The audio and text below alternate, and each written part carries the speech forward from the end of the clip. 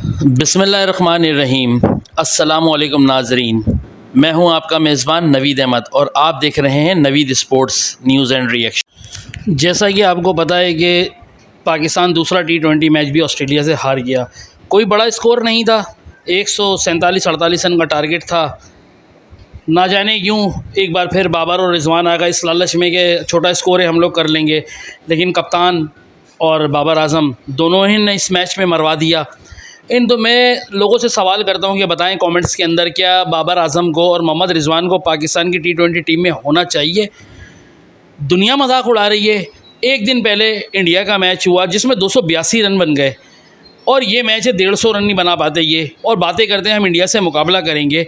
कोई कंपैरिजन नहीं है इंडिया की टीम से और आपकी टीम का। कोई आपकी टीम में पिंच हिटर नहीं है, कोई पावर हिटर नहीं है, एक बंदा नहीं है जो छक्के मार सके। छक्के तो लग जाते हैं, दुनिया मारती है, लेकिन छक्के छक्के होते हैं।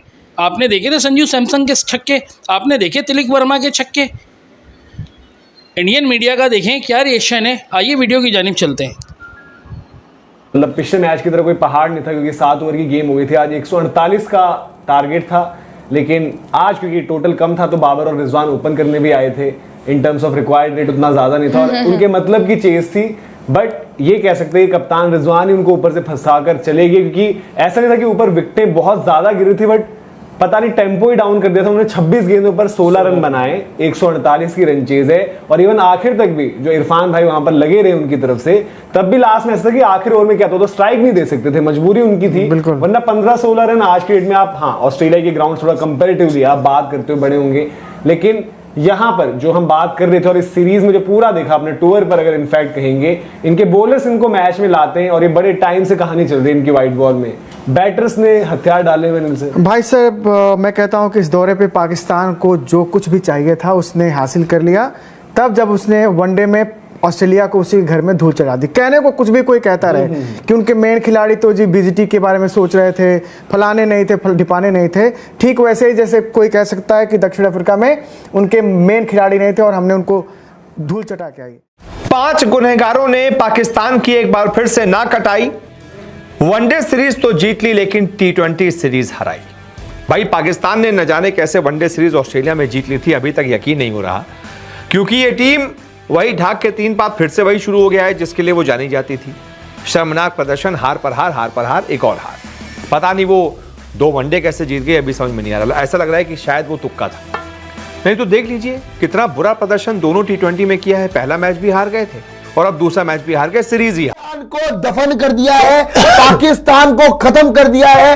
ये मैच नहीं, ये सीरीज जीत ली है और पाकिस्तान को, पाकिस्तान की कहीं ना कहीं बताया कि तुम्हारी क्रिकेट कहां है, तुम्हें बता के जाते हैं। ये है तुम्हारे क्रिकेट का स्तर और ये है हमारे क्रिकेट का स्तर। पूरी तरह से प्योर डोमिनेशन दिखाई है यहां पे ऑस्ट्रेलिया ने, ऑल आउट करके दिखा रही है। 148 का चेज, 148 का चेस पाकिस्तान से नहीं हुआ। निहायती टुच्ची लुच्ची टीम है भाई, निहायती टुच्ची टीम है पाकिस्तान। बाबर आजम, मोहम्मद रिजवान इस हार के सबसे बड़े गुनहगार हैं।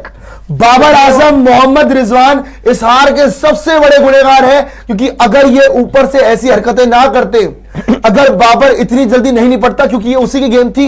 148 का चेस बाबर आजम हमेशा करता है, लेकिन आज नहीं किया उसने। मोहम्मद रिजवान, कोई मुझे 61 की स्ट्राइक रेट जस्टिफाई करके दे सकता है? 26 बॉल पे 16 जस्टिफाई देके कर सकता है क्या? जहां पे इनका उस्मान लड़ा, जहां पे इनका इरफान लड़ा, लेकिन ये पता नहीं कौन से ढीठ इंसान है यार। दोनों के दोनों ढीठ हैं। दोनों के दोनों को एक ही बात पे शाबाशी मिलती है कि तुम दोनों ने 152 फॉर नो लॉस कर दिया था। अबे 152 फॉर नो लॉस, यहां पे देखिए आप 134 सिर्फ लॉस ही है, सिर्फ लॉस है यहां पे। बाबर आजम को जो तुम किंग बुलाते हो, उसको किंग बुलाना बंद कर दो। रिजवान को जो तुम सोचते हो कि रिजवान भाई वो लप्पेबाज आदमी है, 1 नंबर का लपेड़ा बैटर है वो, सीरियसली बोलूंगा लपेड़ा। इंटरनेशनल क्रिकेट में लपेड़ों की कोई इज्जत ही नहीं है और ये लपेड़ा है। इसको नहीं आता ऑफ साइड का गेम, इसके पास सिर्फ लेग साइड की गेम है। जिगरा होगा, लेकिन जिगरा आज क्यों नहीं दिखाया मेरे भाई? आज इतनी बुजदिली से क्यों खेला कि रन क्यों नहीं बने? तो सिर्फ 148 रन ही चाहिए थे। पाकिस्तान को ओडीआई सीरीज के बाद लग रहा था कि नहीं जी हम तो बहुत ज्यादा ऊपर हो गए। ये चैंपियंस ट्रॉफी में भी कर रहे थे हमसे कि चैंपियंस ट्रॉफी हम तो बैकआउट कर लेंगे। अबे करो बैकआउट, ऐसी क्रिकेट खेलनी है, थू है। अगर ऐसी क्रिकेट खेलनी है तो कौन देखेगा भाई? ये तुम्हें ऑस्ट्रेलिया आईना दिखा के गई है कि ये देखो भाई, ये है तुम्हारा असली चेहरा, ये है तुम्हारा ओरिजिनल फॉर्म, ये है तुम्हारी बैटिंग, ये है तुम्हारी बॉलिंग। बॉलिंग तो चलो फिर भी इज्जत कर लूंगा, बैटिंग तो तुम्हारी यही है, बैटिंग तो तुम्हारी यही है। इस टीम से 148 भी चेज नहीं हुआ आज। ऑस्ट्रेलिया ने जो पाकिस्तान से T20 सीरीज में ओडीआई सीरीज का बदला लिया, तो रिजवान की बात पर मुझे वो शेर याद आया कि बड़ा गुमान था छत होने पर, फिर दीवार खड़ी हुई और छत जमीन बन गई।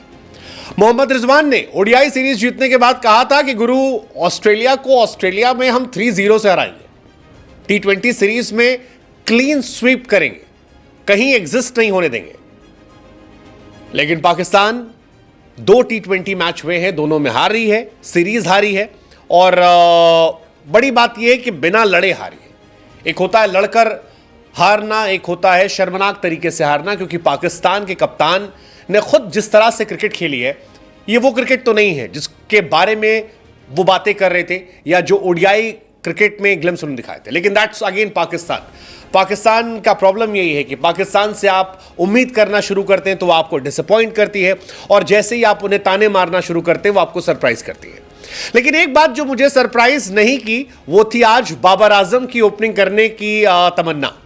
आप याद कीजिए, पिछला मैच था पाकिस्तान का, 92 रन चाहिए थे 7 ओवर में। अब 7 ओवर में 92 चाहिए। मैंने पहले ही कहा था कि ये बाबर के बस का नहीं है, ये वाला हिसाब किताब बाबर के बस का नहीं है। बाबर को वो 6-7 रन वाले चाहिए होते हैं, 8 रन मैक्सिमम, इससे ऊपर नहीं। अगर 8 से ऊपर का एवरेज है तो Babar Azam is not good. लेकिन तब उस मैच में फरहान को भेजा गया था, रिजवान और फरहान। इस मैच में 148 चाहिए थे, बाबर आजम आए और बैटिंग करने लगे, और वहीं से शुरू हो गया कि यार इस टीम में अभी भी हिसाब किताब बड़ा अलग है, मतलब अजीब कहानी है। लेकिन फिलहाल ऑस्ट्रेलिया ने बताया कि ऑस्ट्रेलिया दमदार है, भले ही उनके पास सारे बड़े दिग्गज जो हैं, जैसे उनके कैप्टन मिचेल मार्श नहीं है, पैट कमिंस नहीं है, जॉस हेजलवुड नहीं है, आपके पास जितने भी उनके टॉप प्लेयर हैं वो इस सीरीज का हिस्सा नहीं है। हेजलवुड, कमिंस, स्टार्क और भी XYZ जितने भी आप नाम जानते हैं। लेकिन उसके बावजूद उस टीम में दमखम है, उनके गेंदबाजों में दमखम है, और यही वजह है कि 10 नवंबर को पाकिस्तान ने इतिहास रचा था, लेकिन 16 नवंबर को पाकिस्तान ऑस्ट्रेलिया से मैच हार गई। और अनप्रेडिक्टेबल टीम जो हम उन्हें बार बार कहते आए हैं, वो दिखाया उन्होंने। 148 रन चेस करने थे। हारिस रऊफ ने कमाली गेंदबाजी की थी, अब्बास अफरीदी ने कमाली गेंदबाजी की थी, और उनकी गेंदबाजी को देखकर लग रहा था कि यार ये मैच बन सकता है, मतलब पाकिस्तान आज बदला ले सकती, क्योंकि हारिस रऊफ ने 4 ओवर में 22 रन देकर 4 विकेट निकाले थे। अब्बास अफरीदी ने तो 4 ओवर में 17 रन देकर 3 विकेट निकाले थे। इनफैक्ट सूफियान ने 4 ओवर में 21 रन देकर 2 विकेट निकाले थे, और लग रहा था कि मामला बना हुआ है। शाहीन और नसीम काफ़ी महंगे साबित हुए थे, लेकिन फिर भी मैच बना हुआ था। लगा कि यार बाबर रिजवान आए हैं, 148 रन चाहिए, शायद उनके हिसाब किताब की कहानी होगी, वो मैच कंटिन्यू कर जाएंगे। वैसे भी गेंदबाजी में स्टार्क है नहीं, कमिंस है नहीं, हेजलवुड है नहीं, Travis head, Smith, green, Marsh कोई नहीं है, तो इनके लिए चीज़ें आसान होंगी। लेकिन फिर वही कहानी, पाकिस्तान अनप्रेडिक्टेबल है। मोहम्मद रिजवान ने 26 गेंदों में 16 रन बनाए, और वो भी तब जो इसमें आखिरी चौका जो है वो फर्जी आ गया था, क्योंकि उससे पहले वो आउट थे, अंपायर्स कॉल ने बचा लिया था।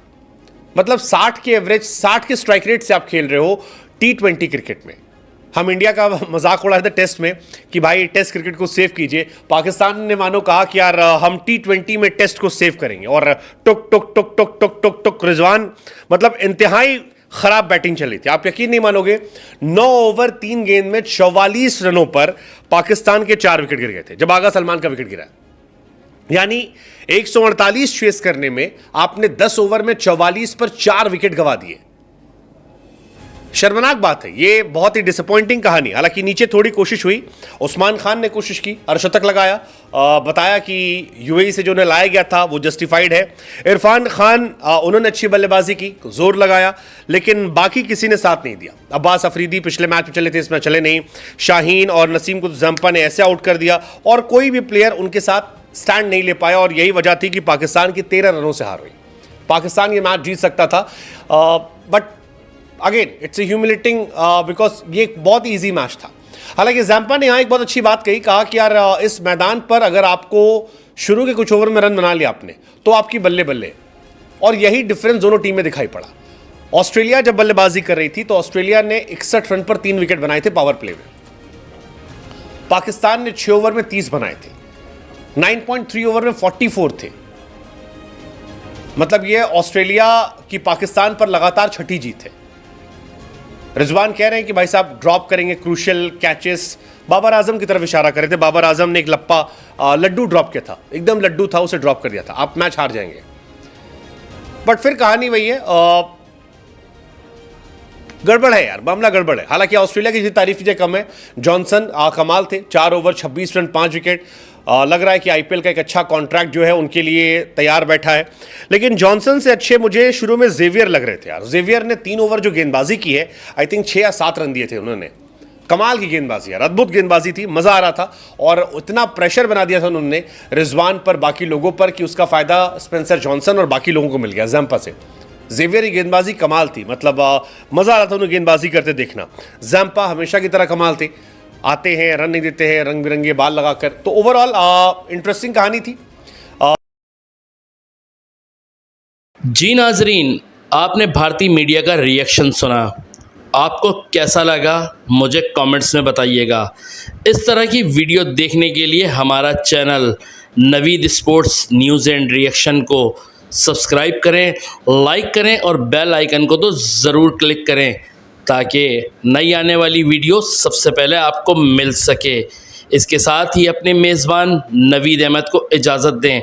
मिलते हैं इंशाअल्लाह ताला नई आने वाली वीडियो के साथ। तब तक के लिए अपना बहुत सारा ख्याल रखिएगा। अल्लाह हाफ़िज़।